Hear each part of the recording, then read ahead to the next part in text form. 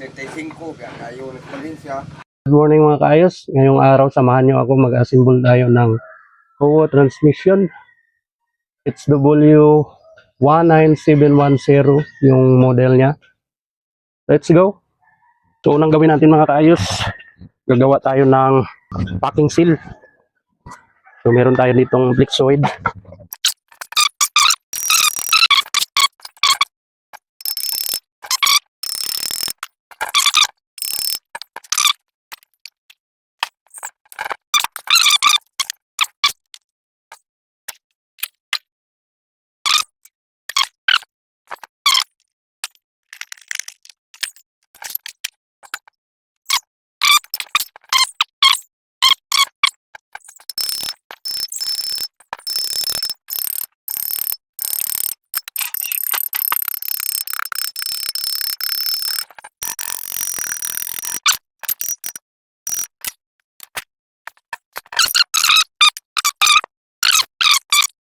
Pagkatapos, dito pa tayo sa kabila guys.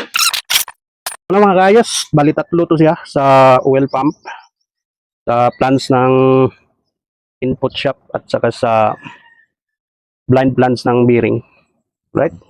So, unahin natin tong input shop. So, ito yung input shop, dito siya. Ayan. Bali, may marking tong mga kaayos. Ayan o. Ito yun. Ito yung marka niya.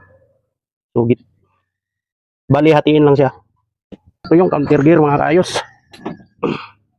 Meron din tong may marking to siya dito. Dapat siya dito. So wala lang tayong pangguhit kaya mata-matahin lang natin to. Kasi pag nagkamali tayo dito, hindi ito iikot, mag-ungot to. Yan.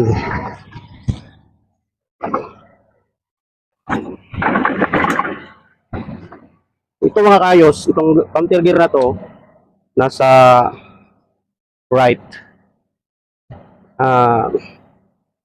Kung haharapin natin tong transmission, hindi pwedeng magkapalit sila dito sa kabila. Bakit? Itong counter gear na to dito, may attachment yan sa oil pump. Tapos itong counter gear sa kabila, meron din tong meron din tong timing. Ayan kita nyo. Meron siyang mga marking. Yan. Tapos may spline siya dito, sa makikita nyo. Ito yung spline para sa PTO, para sa output ng hydraulic para ma-up yung dump truck, dump box. Tapos dito natin to i-insert tong timing mark dito sa gitna natin. Diyan. Ayan. I-assemble na natin tong main shaft gear assembly. So dito lang natin sa labas i-assemble. Pwede naman doon sa ibabaw ng housing, pero parang mas kampante ako dito sa sa labas. Tapos meron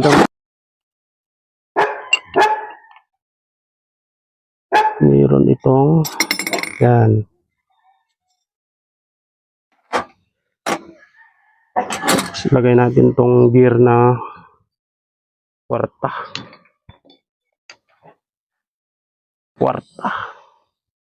Tapos yung lock na plain sa gitna ito.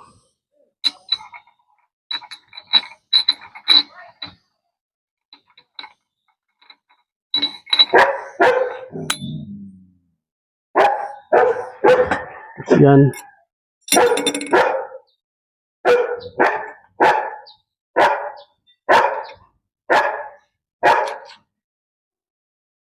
Next is may nga yung kasama ko dito. Third gear.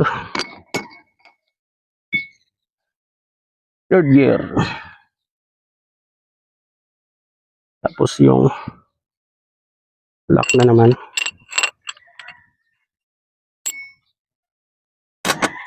Tapat lang natin din. Ay, sobra. Yan. Try natin. Okay. Tapos, synchronizer. Sleeve.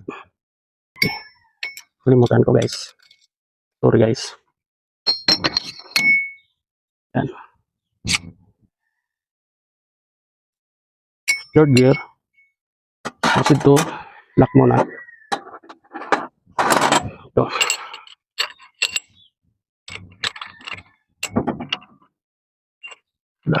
Hanapin natin yung malaki yung awang. Yan.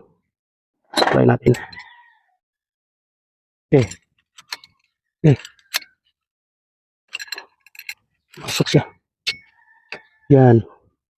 Tapos yung second gear. Piecing down siya. Ganyan.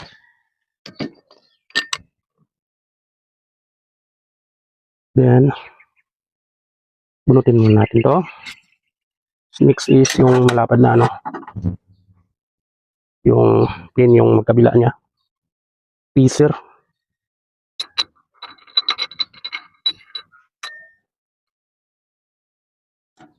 Tapos, lagay ulit.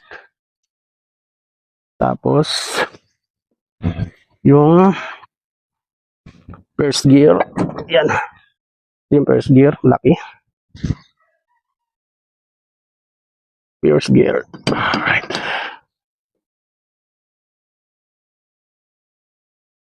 Tapos yung lock.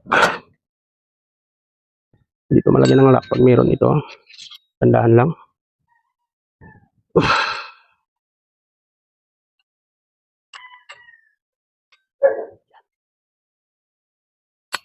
Yan. Tandahan sa kilos. Ang pagkakamali nito guys. Bar down to lahat sa ilalim. Yan. Yan. Next is synchronizer. Flip.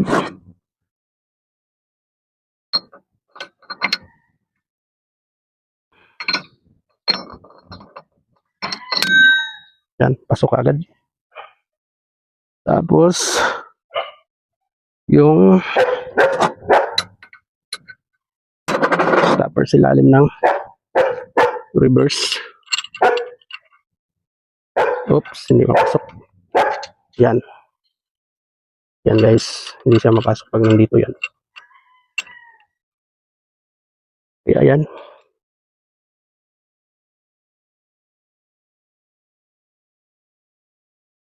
So, pwede natin ilagay yung reverse gear. Tandahan lang din. Para hindi magbabago yung ganyang ano, alignment. Uy, tutumba na yata. Tapos lastly yung lock sa top.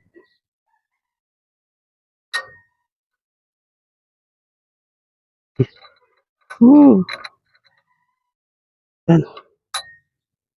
Tingnan natin. Yan guys. Tapos, most important ito guys. Bago natin buhatin guys, kailangan papasok na to. Yan. Yan guys. Pwede nyo nang itumba yan pag ganyan. Tapos dito guys, ilalim, meron itong synchronizer sleeve. Ganun pa rin. So, pumasok. Pwede siyang ikutin. Yan, pasok na. Ito ba niya, ambak niya, baka bantay ka itong day, natapat kayo rin, dahil puro anay, tulda sa mo, nadat ka niya, nakabot akong bahada, patay ito siya ba? Kaya napino mo gina. Ay, nang siguro nagilabay layo call, dera guro na kibasin og nasi itong itaon ba? Hindi, dahil ako noon. 35 kaya kayo ni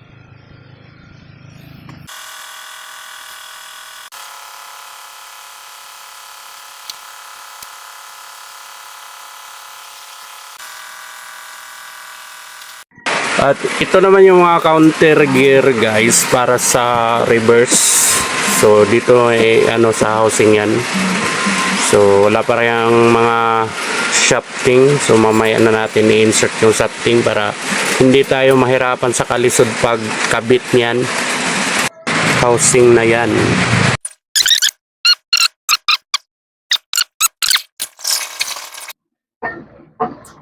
Ay! Magbong na guys. Iyan na guys. Pumasok na guys.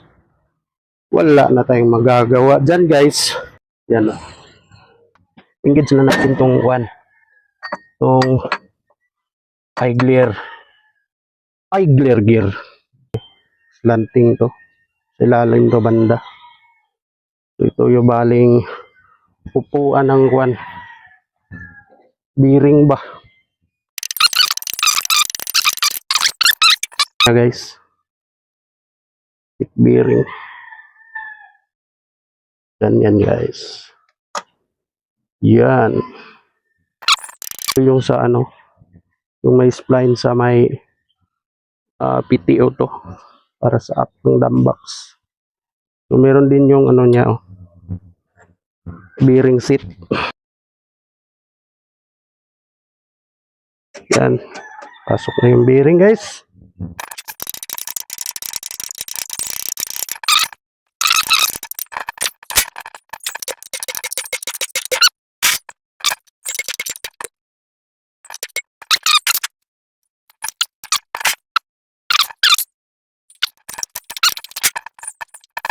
So, at this time, ilalagay natin yung eye glare shop.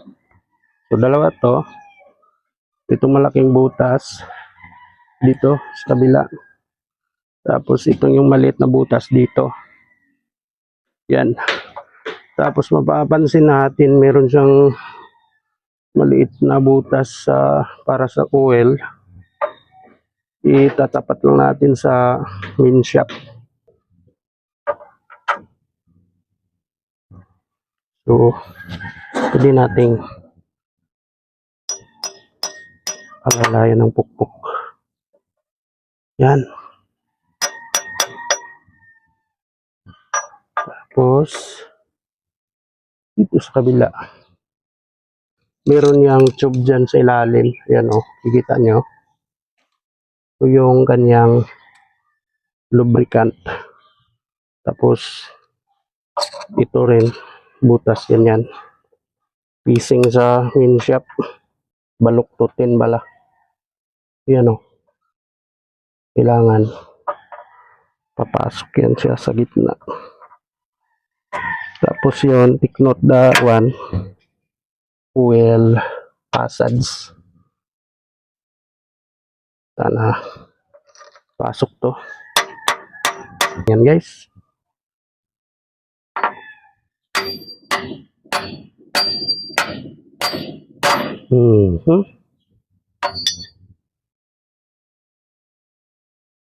Tapos dito.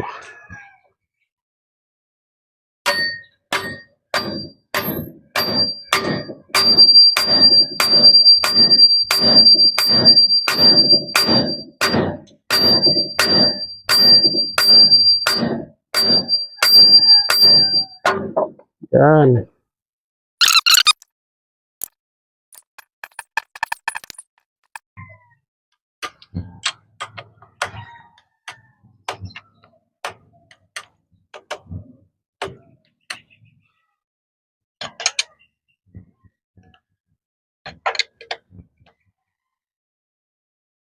Ito lang muna sa ngayon guys, na-symbol natin. So abangan nyo yung part 2. Kabit natin ang planetary gear assembly. Yan. May bandang puwitan.